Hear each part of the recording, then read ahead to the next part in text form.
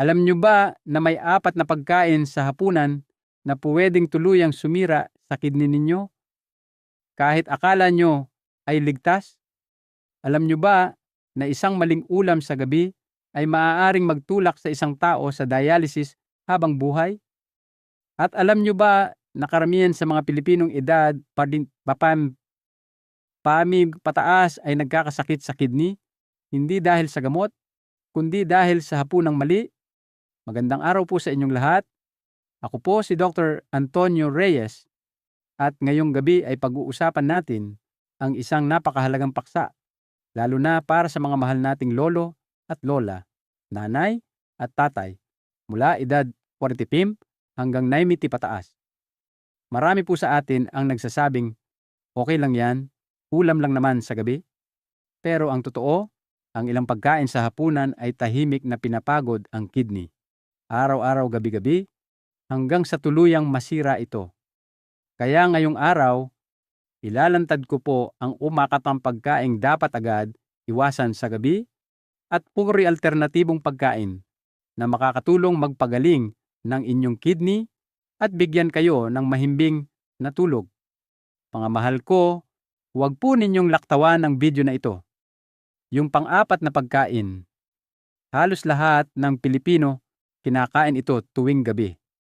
At bago tayo magpatuloy, kung mahal nyo ang kalusugan ninyo at ng pamilya ninyo, mag-subscribe na po sa Buhay Malusog Senior PH dito. Inaalagaan namin ang inyong puso, isipan, at lalo na ang inyong kidney. Handa na ba kayo? Simulan na natin bago pa mahuli ang lahat. Bahagi 2, mapanganib na pagkain. Why po? Pulang karne, mga mahal kong lolo at lola. Unahin natin ang isa sa pinakapaborito ngunit pinakamapanganib na pagkain sa hapunan ng maraming Pilipino, pulang karne. Ito po ang baka, baboy, pati mga ulam tulad ng adobo, sinigang na baboy, kaldereta, at nilagang baka. Kadalasan, ito ang ulam na nagbibigay ng lakas at saya sa pamilya.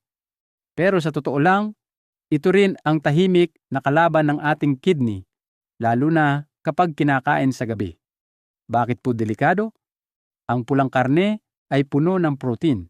Kapag tinunaw ng katawan, naglalabas ito ng mga basurang kemikal tulad ng urea at creatinine. Sa umaga, kaya pa itong salain ng kidney. Pero sa gabi, kung kailan dapat nagpapahinga ang katawan, ang tan kuatsyung ta ay naiipit at napipilitang magtrabaho ng mas mabigat. Para bang pinapa-overtime natin sila gabi-gabi. Ano ang unang senyales ng pagod na kidney? Madalas na pag-ihi sa gabi, pangangati ng balat, pagod kahit bagong gising, pamamaga ng paa o mukha. Isang halimbawa po, si Mang Roberto, 61 anyos mula Laguna, araw-araw kumakain ng sinigang na baboy sa hapunan. Akala niya malusog dahil may gulay. Pero nang magpa-check up, mataas na pala ang creatinine niya, hindi dahil sa gamot, kundi dahil sa sobrang pulang karne tuwing gabi. Ano po ang mas ligtas? Sa hapunan, mas mainam na pumili ng isda, lugaw, sabaw ng gulay, o manok na hindi masyadong mamantika. Mas magaang ito para sa kidney at hindi magpapahirap ko sa pagtulog. Mga mahal kong lolo at lola, hindi natin kailangang alisin ng tuluyan ang pulang karne. Pero iwasan po ito sa gabi dahil bawat hapunan na mali ay dagdag pagod sa kidney. Mas mabuti nang umiwas kaysa magsisi sa huli. Bahagi 3, mapanganib na pagkain mga maalat at inimbak. Mga mahal kong lolo at lola, alam ko pong karamihan sa atin ay lumaki sa mga pagkaing maalat at inimbak.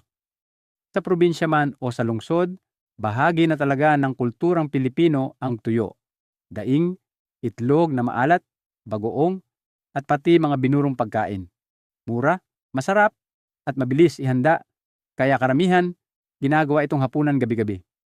Pero ito, mga mahal ko, ito ang isa sa pinakamalaking sumisira sa kidney ng mga Pilipinong edad 50 pataas. Bakit? Dahil ang mga pagkaing ito ay puno ng sodium. Kapag sobrang alat ang kinakain sa gabi, napipilitan ng katawan na mag-ipon ng tubig para balansehin ang asin sa dugo.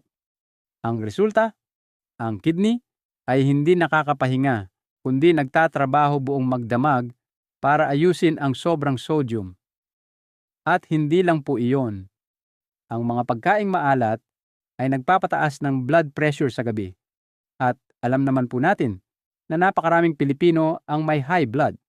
Kapag pinagsama ang asin plus high blood plus pagod na kidney, napakadelikado nito, lalo na sa edad 50, 60, 70 hanggang 90 pataas.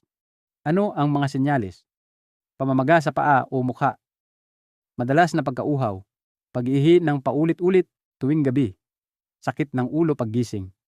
Pero huwag mag-alala, may mga simpleng paraan para bawasan ang alat. Ibabad ang tuyo o daing sa tubig 4 minuto. Bago lutuin, iwas magdagdag ng patis o toyo sa hapunan. Gumamit ng kalamansi o kamatis para pampalasa.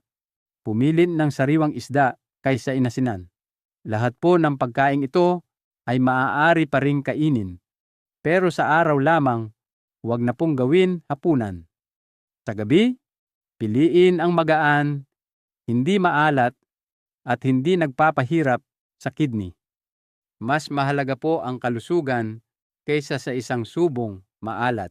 Bahagi 4. Mapanganib na pagkain. 3. Instant noodles and white bread. Mga mahal kong lolo at lola, isa pa pong pagkaing madalas piliin ng maraming pamilya sa Pilipinas tuwing gabi ay instant noodles at puting tinapay. Bakit? Dahil mabilis, mura, at madaling ihanda. Lalo na kapag pagod na ang buong pamilya galing trabaho o gawaing bahay. Kadalasan, ang iniisip natin ay pansit kanton lang naman o kaya pandesal. Mabilis at nakakabusog. Pero ang hindi natin alam, ito ay isa sa pinakamapanganib na hapunan para sa kidney. Alam niyo po ba na ang isang pakete ng instant noodles ay may halos 75% ng kabuuang sodium na kailangan ng katawan sa isang buong araw? Napakataas po niyan. Bukod pa rito, ang noodles at white bread ay kulang sa potassium at fiber na mahalaga para mapanatili ang tamang balanse sa electrolytes ng katawan. Dahil dito, napapahirapan ang kidney sa pagsala ng dugo. Ano ang mga senyales na naapektuhan na ang katawan? Madalas na pagkauhaw, pamamaga ng mukha o paa paggising, pag-ihi ng paulit-ulit sa gabi, paghina at pangangalay ng katawan. At ayon sa mga pag-aaral sa Asya, ang madalas na pagkain ng instant noodles ay nagpapataas ng panganib sa metabolic syndrome, isang kondisyon na nagdudulot ng alta presyon, pagtaas ng asukal, at sobrang taba sa tiyan. Ano ang dapat kainin sa gabi? Mas ligtas at mas masustansya ang mainit na lugaw na may gulay o simpleng sabaw na magaan sa tiyan. Mga mahal kong lolo at lola, tandaan, ang madaling ulam sa gabi ay hindi laging mabuti para sa kidney. Bahagi BIM. Mapanganib na pagkain, paro, kape ang malakas na tsa sa gabi. Mga mahal kong lolo at lola, alam ko pong bahagi na ng kulturang Pilipino ang isang mainit na tasa ng kape barako, lalo na sa Batangas at mga lumaki sa probinsya. Para sa marami, ang kape ang kasama sa kwentuhan, sa pagre-relax o pampatanggal ng antok tuwing gabi. Pero ito po ang kailangan ninyong tandaan.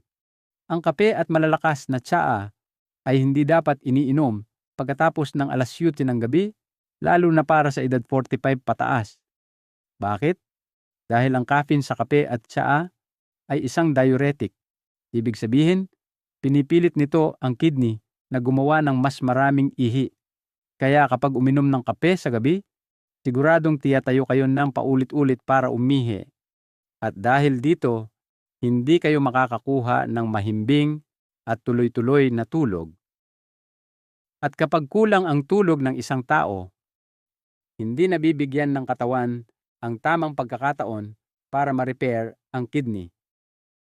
Sa halip na nagpapahinga, lalo pa itong napapagod. Kapag gabi-gabi itong nangyayari, mabilis lumalala ang pagkapagod ng bato. At dito nagsisimula ang mga seryosong problema. Ano ang pwedeng inumin sa halip? Maligamgam na tubig para sa mahinahong pagtulog. Salabat, luya, na mainit at nakaka-relax. Chamomile tea na walang caffeine at kilalang pampakalma. O simpleng ginger tea 1 oras bago matulog. Mga mahal kong lolo at lola, maliit lang po na pagbabago ang pag-iwas sa kape sa gabi. Pero malaking ginhawa ang ibinibigay nito sa inyong kidney at tulog. Gabi ay para magpahinga, hindi para pag-urin ang bato. Part 6. Magandang mga ulam. Nonsip. Sabaw ng kundol, mga mahal kong lolo at lola, pag-usapan naman po natin ang isa sa pinakamagagaan, pinakasariwa, at pinakamabuting pagkain para sa kidney tuwing gabi, sabaw ng kundol o winter melon soup. Marahil simple lang tingnan ang kundol, pero ito po ay isang biyaya para sa mga may pagod na kidney. Bakit? Dahil ang kundol ay 96% tubig, napakayaman sa natural na potassium, at may kakayahang tumulong sa katawan na ilabas ang sobrang sodium. At alam nyo na po, kapag bumaba ang sodium, gumagaan ang trabaho ng ating kidney. Sa mga lolo at lola na madalas mamamaga ang paa o mukha o kaya'y nahihirapang makatulog, malaking tulong ang isang mangkok ng mainit na sabaw ng kundol. Nakakatulong itong bawasan ang fluid retention, kaya nababawasan ang pamamanas, at dahil magaan sa tiyan, mas madali pong makatulog ng mahimbing. Kung ayaw ninyo ng masyadong maalat, mas mabuti pa. Ang sabaw ng kundol ay mas masarap at mas malusog kapag hindi maalat, konting luya, konting sibuyas, at kaunting paminta lamang. Hindi po kailangan ng mamahaling pagkain para alagaan ang kidney. Minsan, sapat na ang isang simpleng mangkok ng sabaw ng kundol upang bigyan ito ng pahinga at tulong na makapag-repair habang kayo'y natutulog. Mga mahal kong lolo at lola, subukan niyo po ito ngayong gabi. Magaan sa tiyan, magaan sa kidney, maganda para sa tulog. Part 7. Magandang mga ulam. 2. Steamed fish. Mga mahal kong lolo at lola, isa pa pong pagkain na napakabuti para sa kidney tuwing gabi ay isda, lalo na kung ito ay pinasingaw o steamed. Bakit po? Dahil ang isda ay mas magaang tunawin kumpara sa pulang karne. Mas kaunti ang protein load nito, kaya hindi gaanong napapagod ang kidney sa pagsala ng mga basurang kemikal sa katawan. Bukod pa rito, ang maraming uri ng isda tulad ng tilapia, bangus, at lapu-lapu ay mayaman sa omega-3 fatty acids.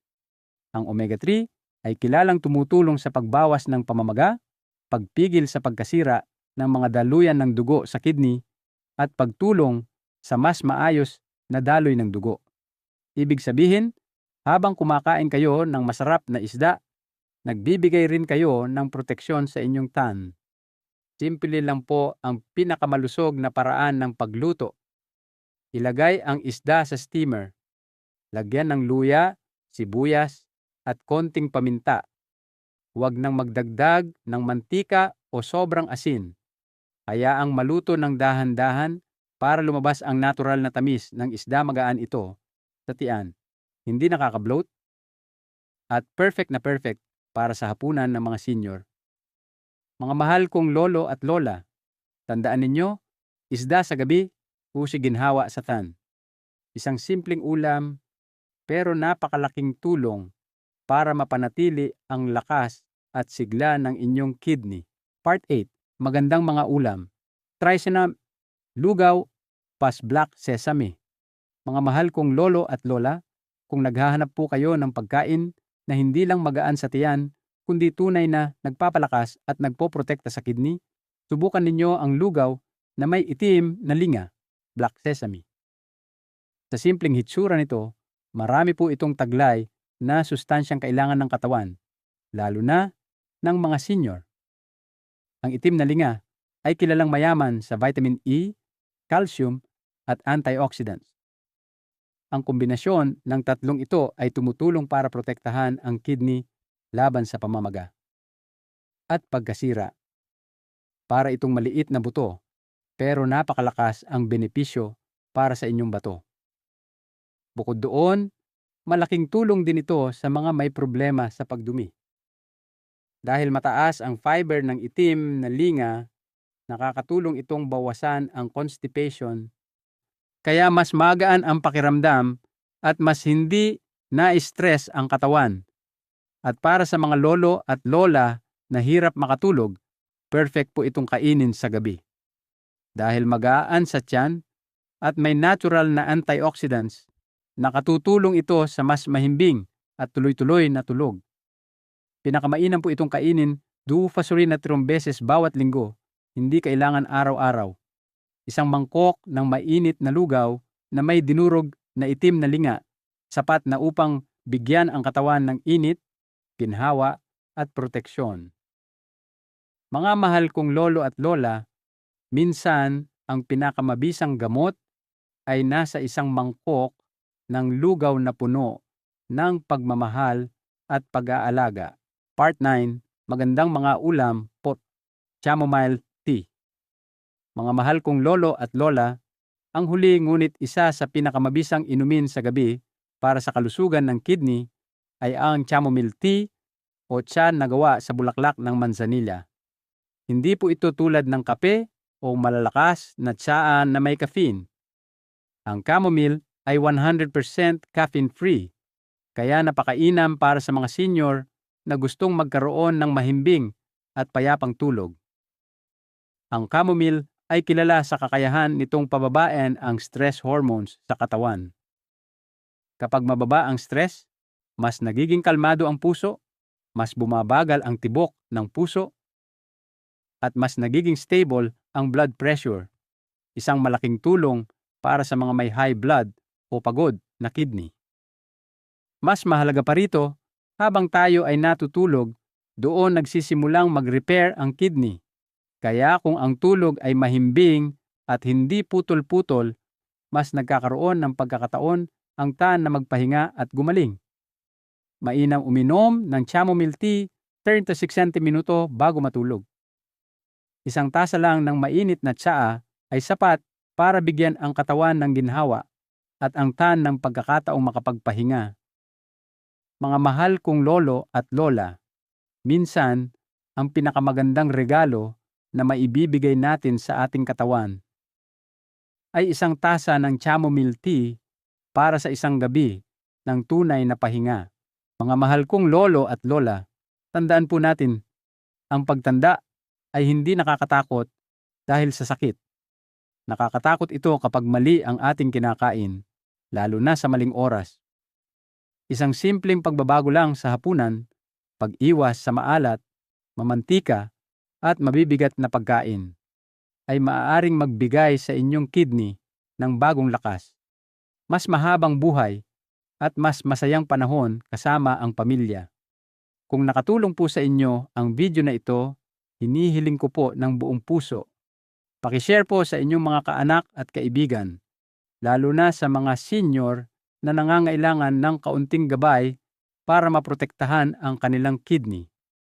At bago po kayo umalis, iniimbitahan ko po kayo na mag-comment, mag-subscribe, at pindutin ang kampanilya bell para hindi ninyo ma-miss ang mga susunod na video na makakatulong pa sa inyong kalusugan.